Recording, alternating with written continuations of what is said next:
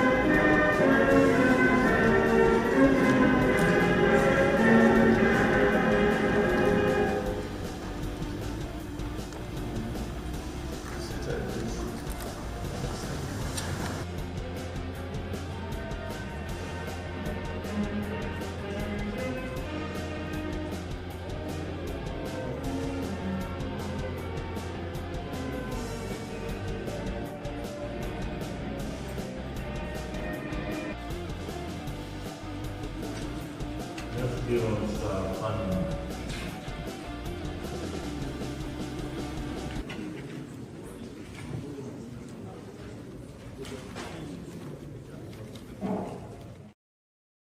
they said it was an hybrid meeting, meaning those who couldn't attend physically joined them virtually, including Abisalami and Babangida.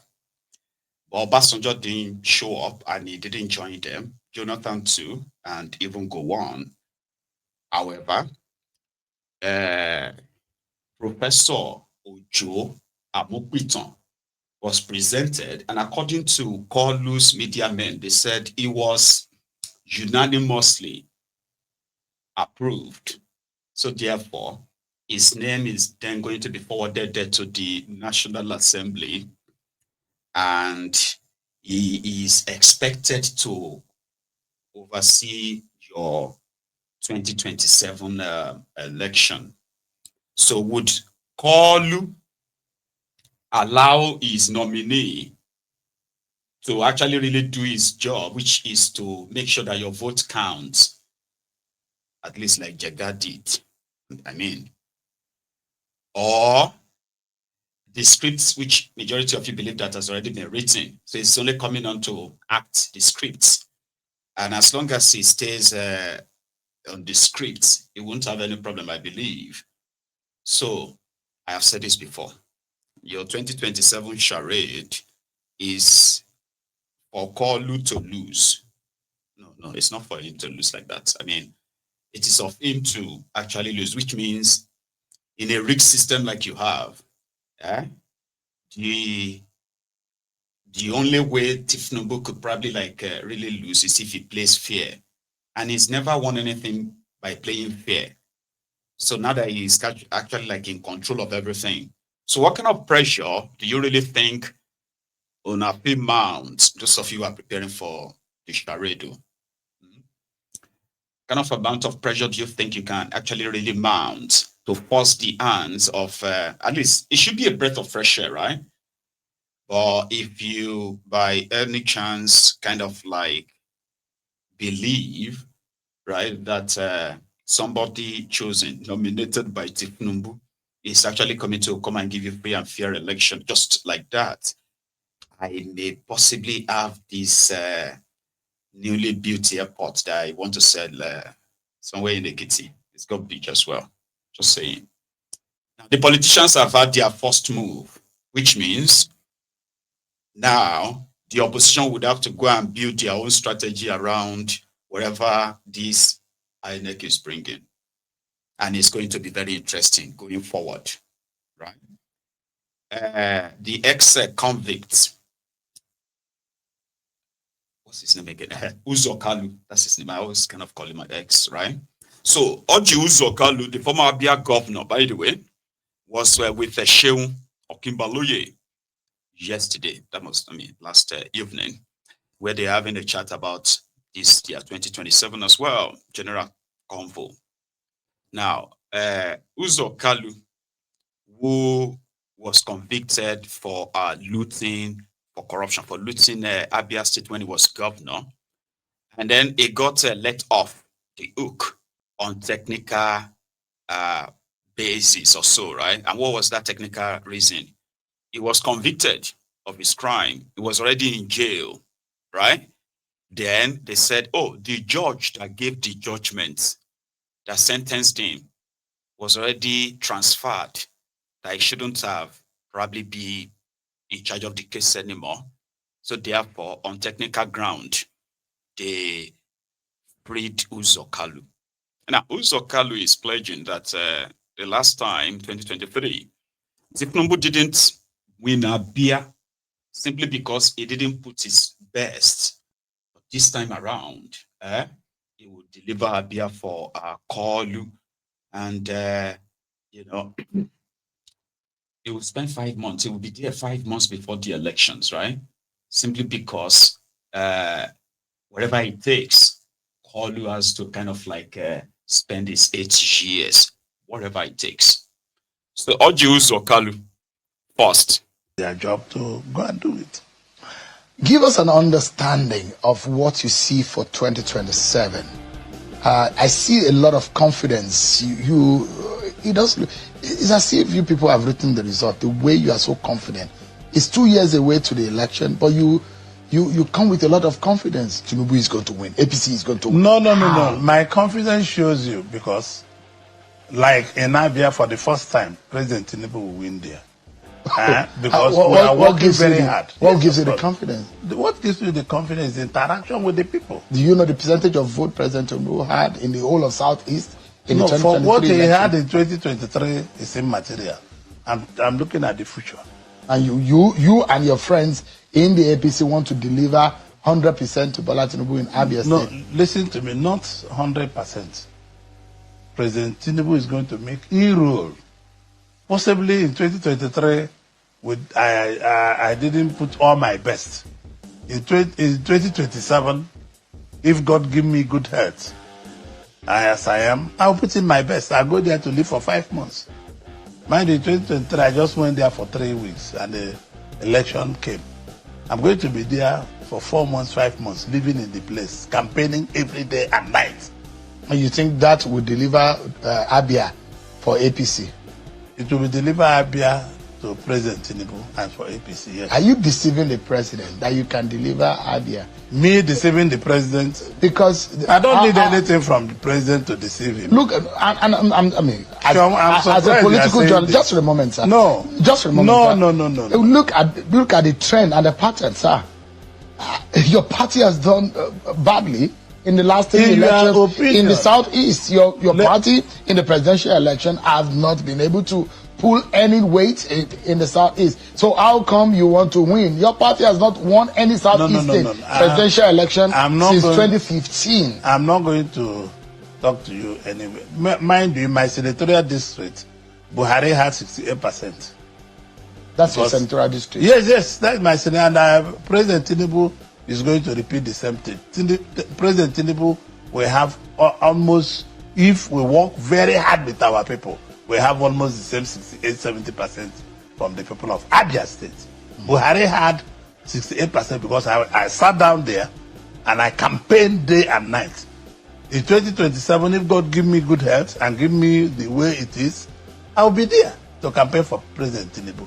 I was telling you and you are arguing with me. I can take a bet with you, but I'm going to be there. You know how I campaign. That I go day and night. I go from morning till night, house to house, room to room. And he will win. Yeah, it's interesting that politicians always like to take a bet on this program. Unfortunately, there's some people who have planned to go to court on my behalf. Someone has taken a bet like this on this program, and the person had eaten his words. In 2027, we'll see what happened. That's Uzor, Kalu. They are always very confident, right? Until maybe something happened that truncates their plan, and then they turn it into probably like a mud fight, sort of. However, Uzor, Kalu, like others, right? It won't be the first time that they will go on TV, right, to pledge for this same APC, Egbekegbe, that is so obvious that the first set of people that rejected APC, Egbekegbe, are the people of the eastern part of Nigeria. To the point that the APC, Egbekegbe, actually believed that they deserve no single voice to demand for anything inside that contraption. For those of you who have been around for a while, oh, they always they are voting against them, forgetting. In fact, they even used this part that they never voted. They didn't vote for Tinubu because he's a Yoruba man. So when they now reminded them that, but Obasanjo was also a Yoruba man that got over 90% of their votes in 1999, in 2003. They said, no, Obasanjo is not a real Yoruba. Of course, he is not. So an average Ronuku Yoruba starts from Tinubu and stops with Tinubu. Anything outside that cycle is considered as anti-Yoruba, obviously. So they rejected Bokowari, but they voted for Yaradua. Eh? They rejected Ojuku, but they voted for Obasanjo. And they seem to probably have been, when it comes to this your national elections, they seem to have been the ones who have been very consistent with their choices in this sense. And they seem to always have been very much right when it comes to all these choices, starting with Bokowari and Tinubu. So hopeless Uzor did it. We all know how it ended. Devulumayi, as loud as he is, all this, we all know how it all ended at the time. I even got extra clip there, right? Talking about the Igbos. Uzor Kalu admitted and agreed that the Igbos have not been treated right, if we are being sincere when it comes to this their Nigeria project, by the way. However, he still believes that Tinubu has the magic wand to take care of the marginalization or every complaint of the Igbos, in his words, right? Uzor Kalu. Yes.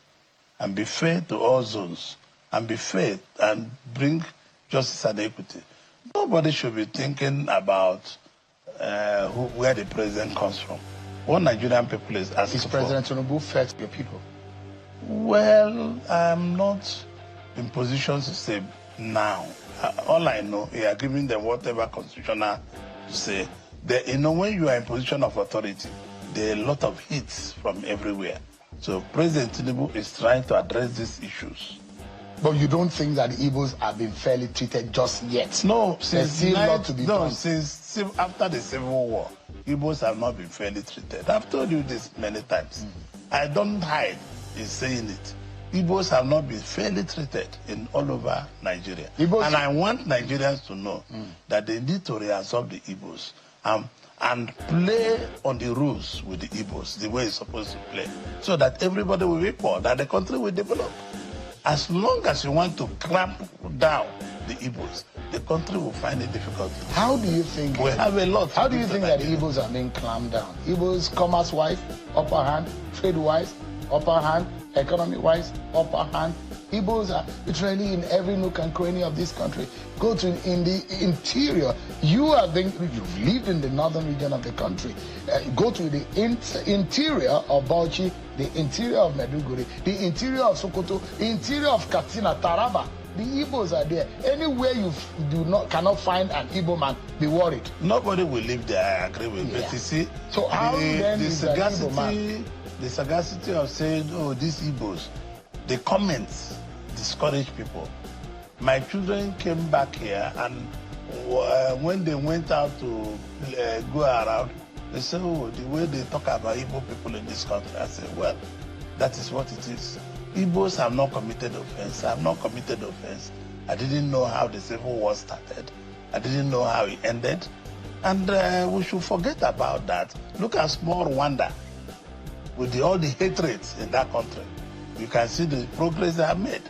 We should be able to leave this tribalistic something, leave religion, leave ethnic, leave the language I speak. For almost 50 years now. After almost 50 you think that the Igbos are not forgiven, or they are not reabsorbed? No, they have not been forgiven. How do you think we can correct this? It's by being fair to everybody. But like you have tried to drag me to talk about the court of Justice Omotochi, I told you no, because it's not fair to talk about that court. I'm following the law. What would be fair to be done to the Igbos that will make the Igbos think that they are just rehabilitate them and put them as a part of the country? How? Which President Tinubu is trying to do now.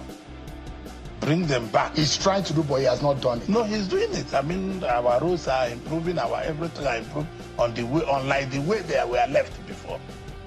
Before, nobody talks about the express road. Look at it. Done the Port Harcourt express. We're going to Port Harcourt during the Enugu Black Panther Express Road.